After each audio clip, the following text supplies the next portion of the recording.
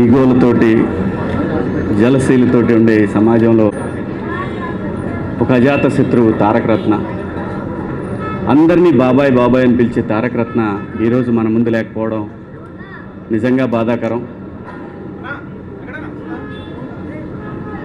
నటుడుగా ఎదగపోవటం పక్కన పెడితే ఓ మంచి లీడర్ అయ్యేవాడు అనుకున్నాను.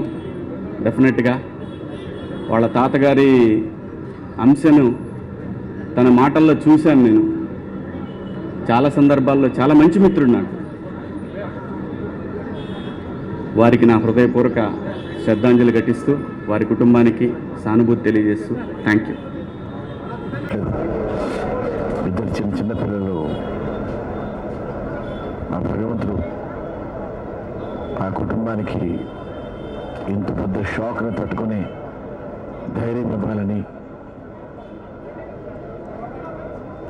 నా సోదరుడి ఆత్మ సద్గతి ప్రార్థించాలని మనస్ఫూర్తిగా కోరుతున్నాను.